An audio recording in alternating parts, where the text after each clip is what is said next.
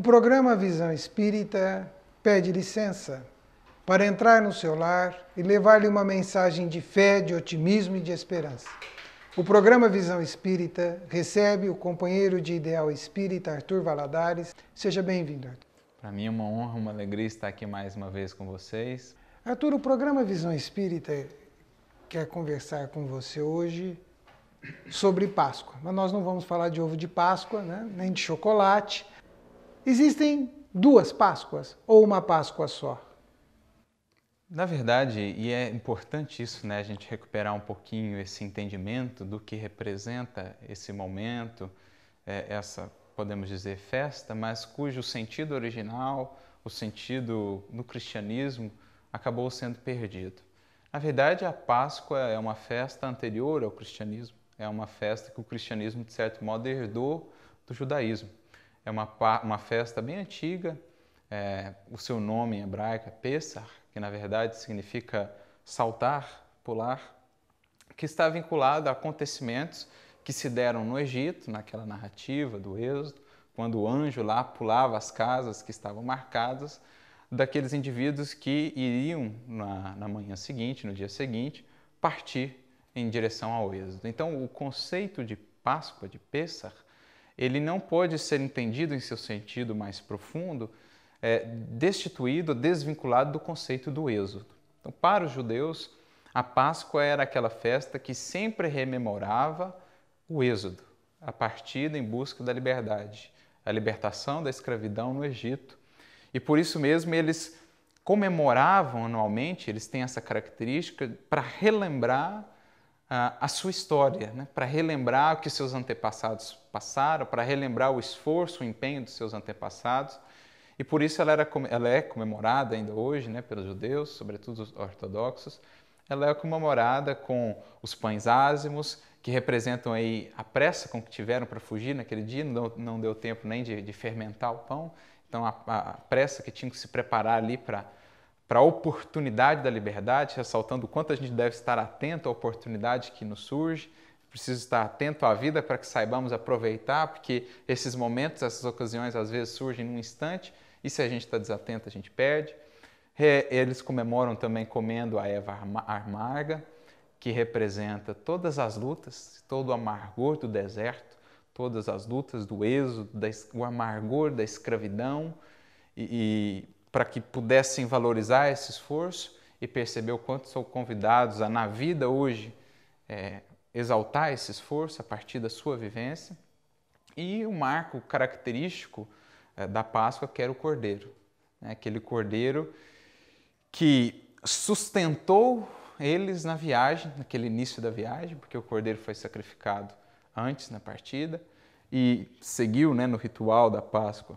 Esse cordeiro que convivia com eles por algum tempo, por 3 dias, algum momento, criava-se uma intimidade com aquele cordeiro e aquele cordeiro então era sacrificado.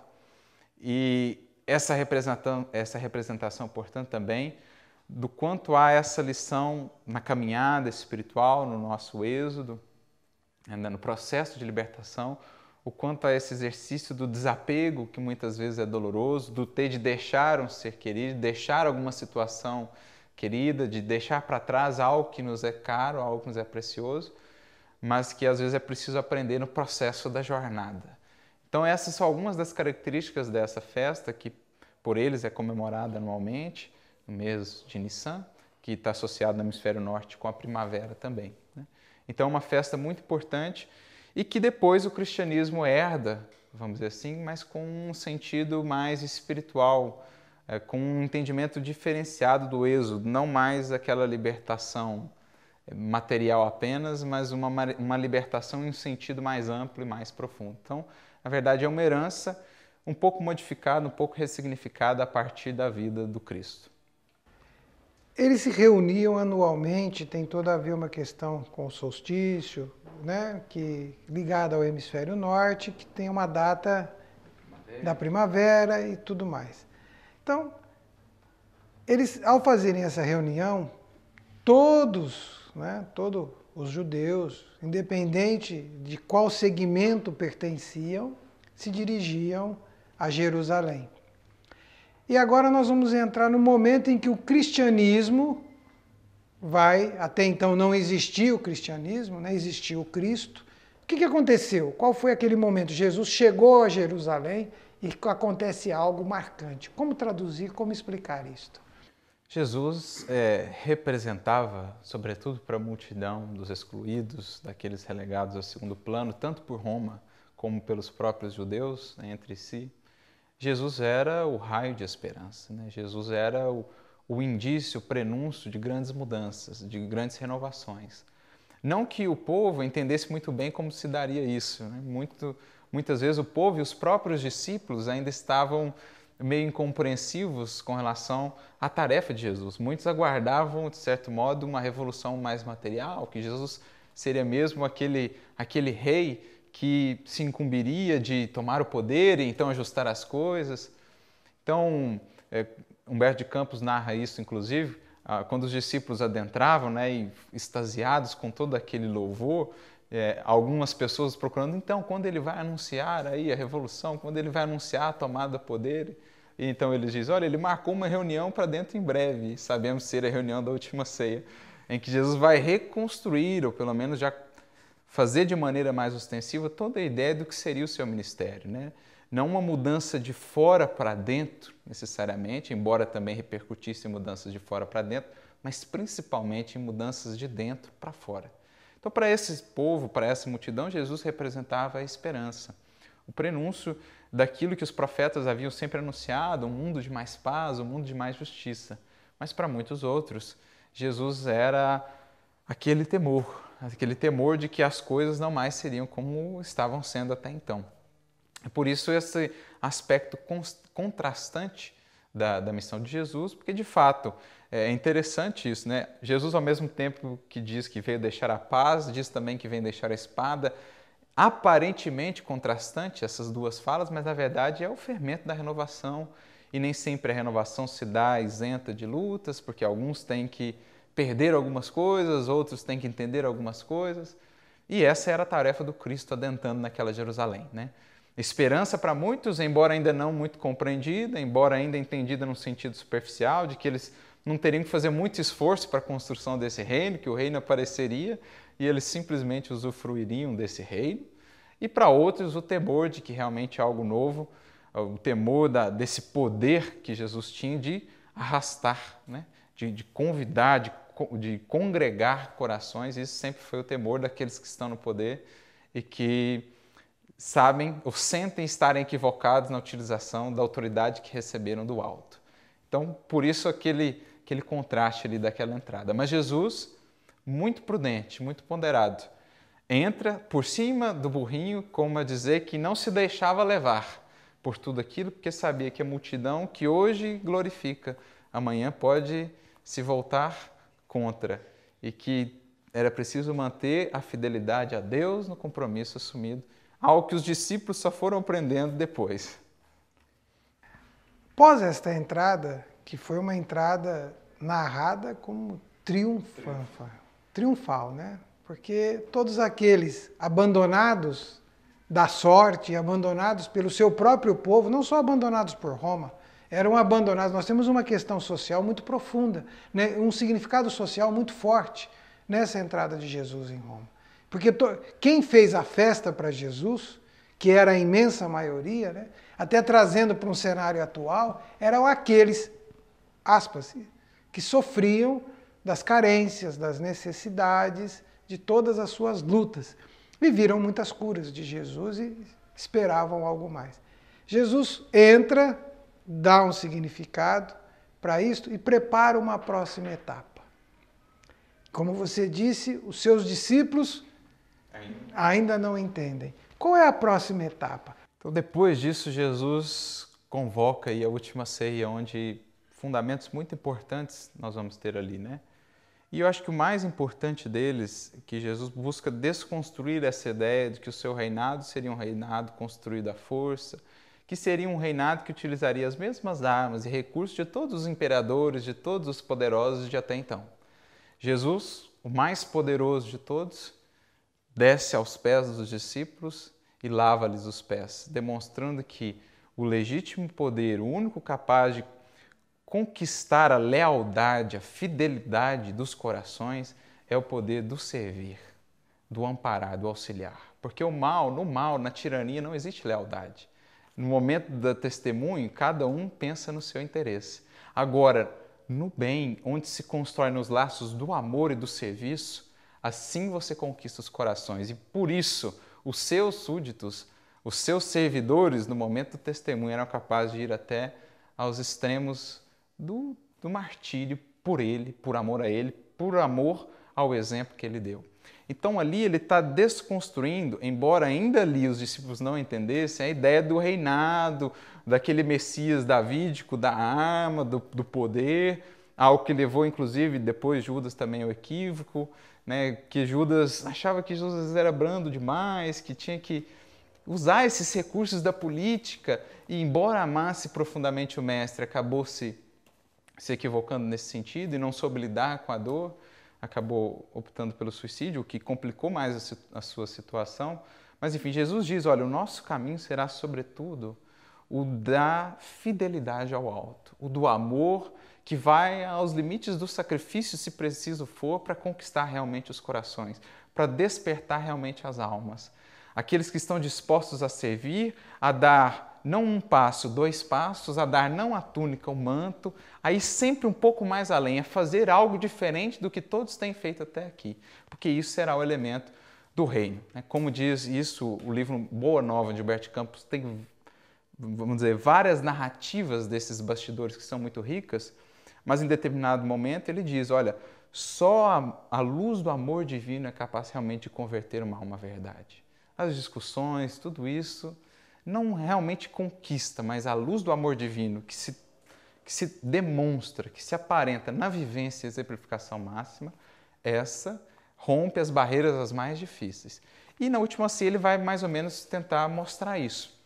Tem um ato bonito para com Judas, demonstrando o seu amor, o seu carinho para com ele, aquele discípulo que ele já sabia o que faria, dá-lhe o primeiro pedaço da ceia, algo que naquela cultura representava, de certo modo, alguém que se desejava homenagear. O patriarca partia o primeiro pedaço e dava o primeiro pedaço para alguém que ele tinha respeito, consideração, amor, como a gente faz com o nosso primeiro pedaço de bolo.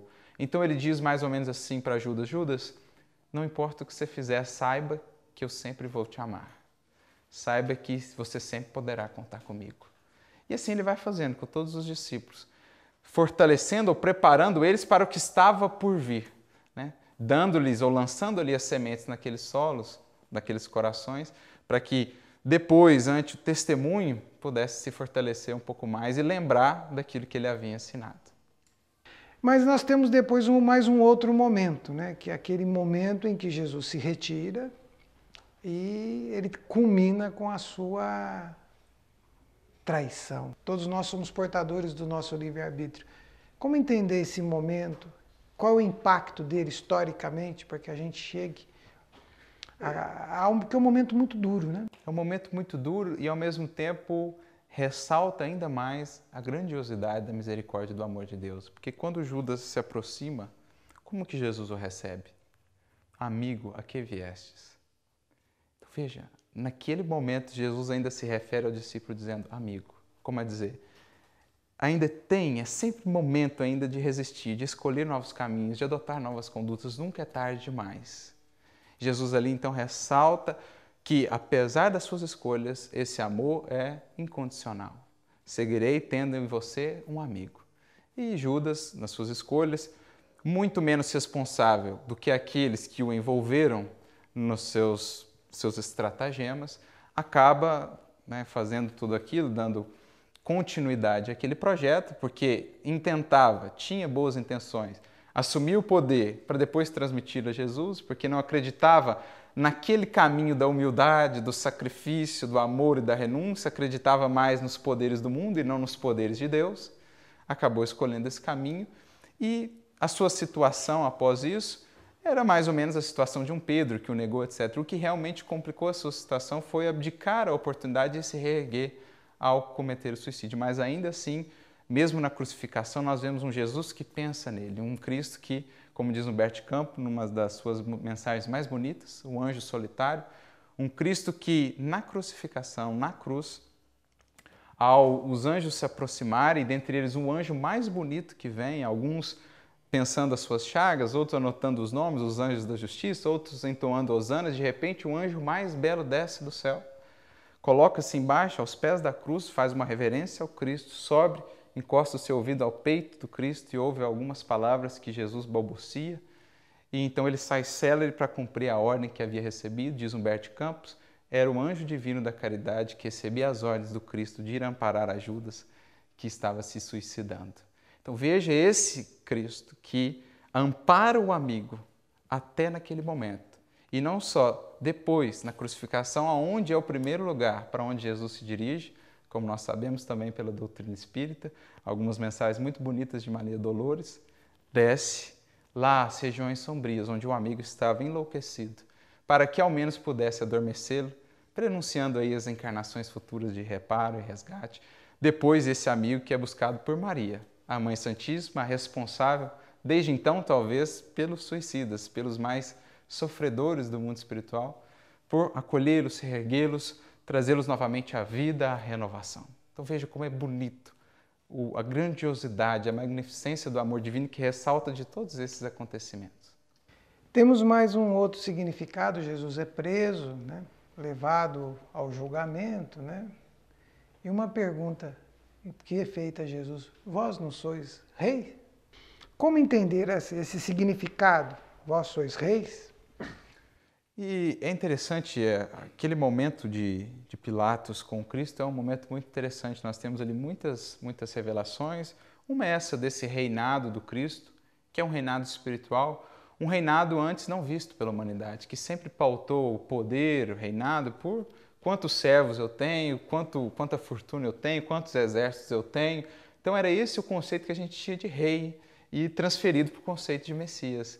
E Jesus vem dizer que, na verdade, os legítimos poderes, a legítima autoridade que a gente possa ter perante os outros, perante a vida, é único e exclusivamente algo que esteja relacionado intimamente a algo que a gente traz por dentro, né?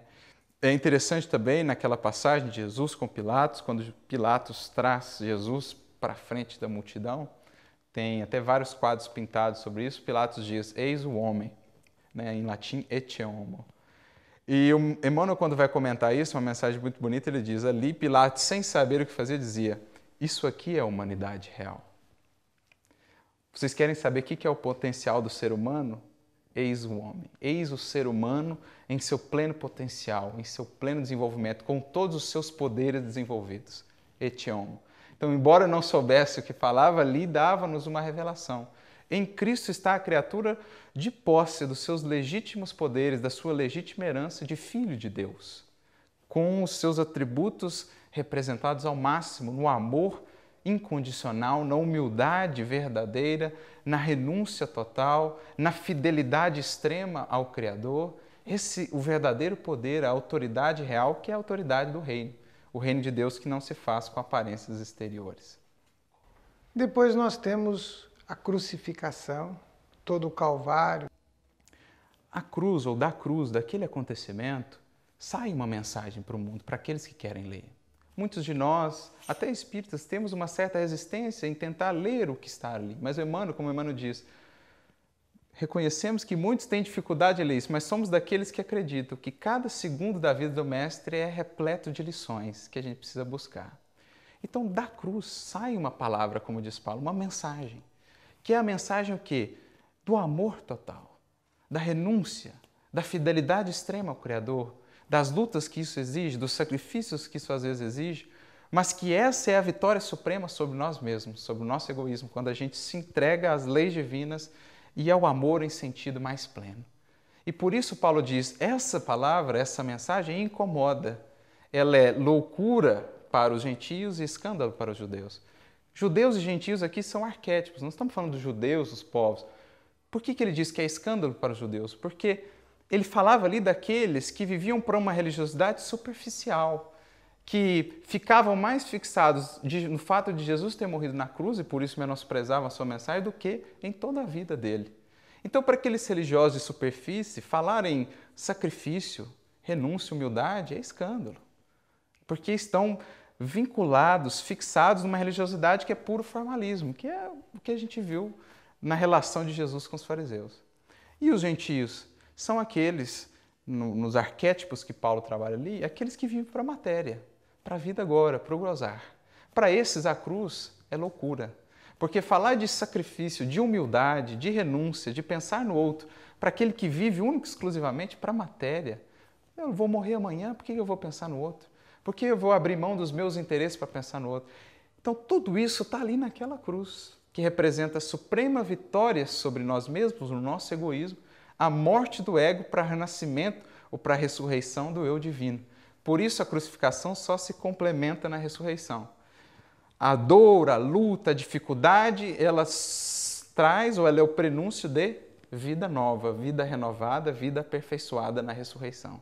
Então, a cruz, as lutas da vida, o esforço, o sacrifício, são aquele movimento de romper as crisálidas, de romper a casca da semente para desabrochar em nós o eu divino, as potências divinas que estão ali por serem desabrochadas. É o que, na visão de Paulo Emmanuel, uma mensagem muito bonita de Emmanuel, a palavra da cruz, Fonte Viva 97, ele mais ou menos vai falar. Depois deste momento fatídico, né, paira-se sobre as colinas uma noite triste, né? Os ventos não se movimentam, é como se todas as plantas que ali estavam choravam, como se a natureza parasse, porque o seu idealizador e construtor vivia um momento de profunda dor, né? Mas tem mais um momento ali naquela cruz que talvez nós precisamos entender, né? Quando Jesus diz, Pai, perdoa que eles não sabem o que fazem. Nos ajude aí a refletir um pouco sobre tudo isto.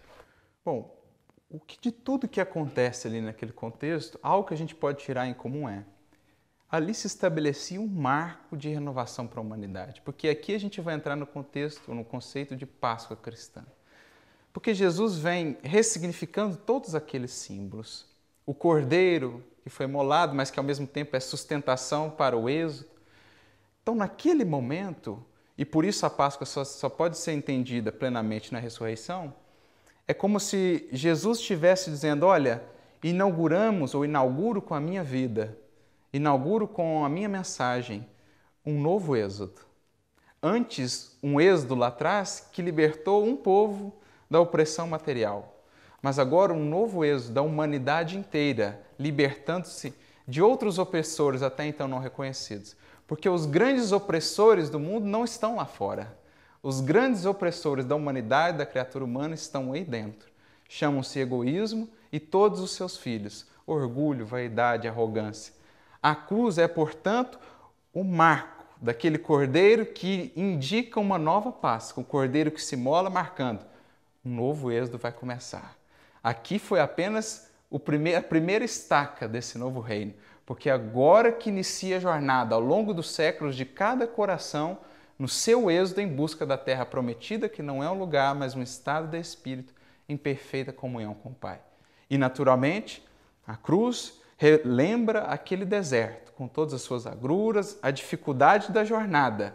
Ora em tendas, ora fora das tendas, lembrando que no hebraico e no grego a palavra tenda é a mesma palavra para corpo. Então, um êxodo pelo deserto, os espíritos errantes que ainda não encontraram a terra da promissão, mas que, a partir do Cristo, já entenderam que são convidados a um novo êxodo, libertando-se, enfim, da escravidão.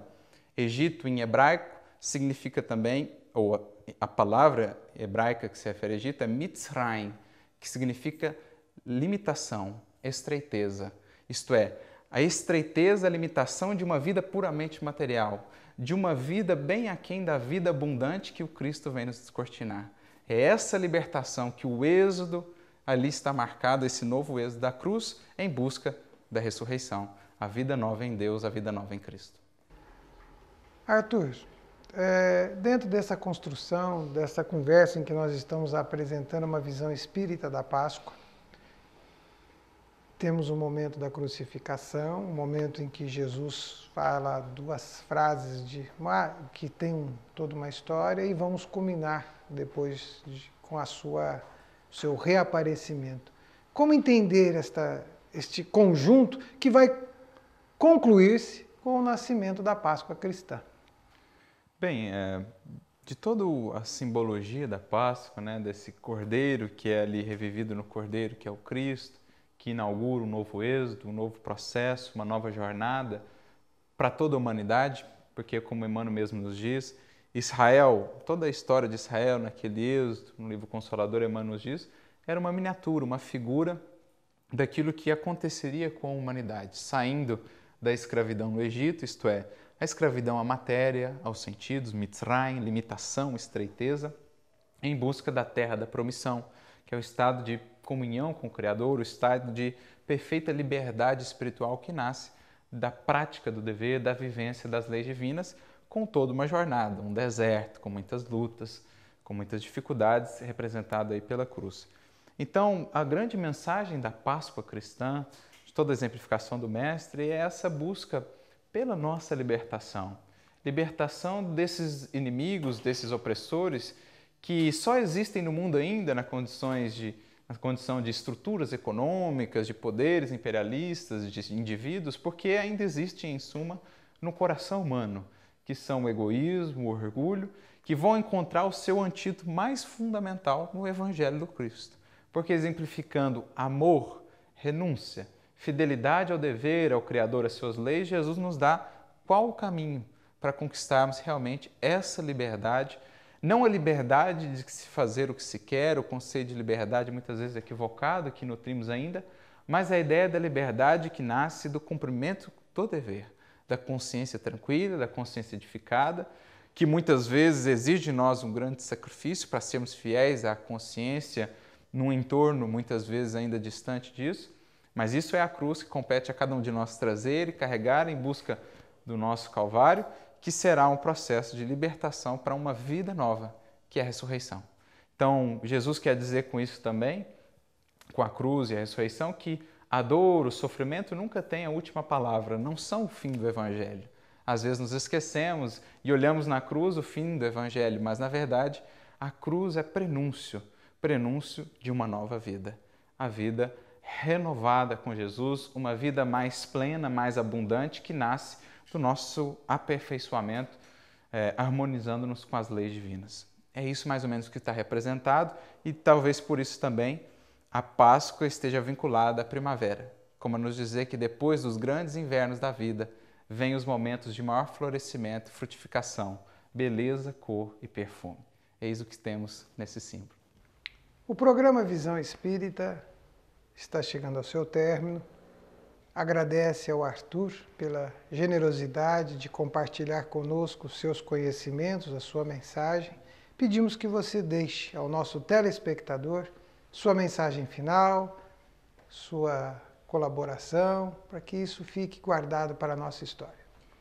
Eu gostaria apenas de deixar essa ideia, esse convite, que é o convite da Páscoa, para além dos ovos, do chocolate, da comemoração, que nos relembremos desse convite que o Cristo fez a todos nós, para que, com Ele, inspirados, guiados por Ele, possamos, enfim, encarar esse nosso deserto íntimo, ainda ressequido, esse nosso mundo interior pela ausência de amor e, guiados por Jesus, possamos trilhá-lo com coragem, com comprometimento, com determinação, porque certamente o que nos aguarda para além de todo esse empenho e esse esforço que o Evangelho nos convida a fazer é a vida nova, a vida plena, a vida que Cristo nos prometeu, não vim lhes trazer vida apenas, mas vida abundante.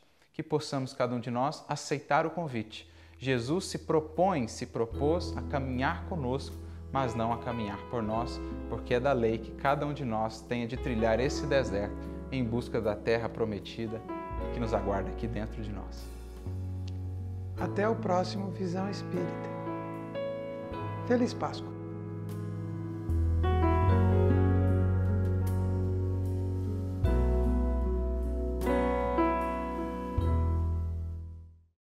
Programa Visão Espírita.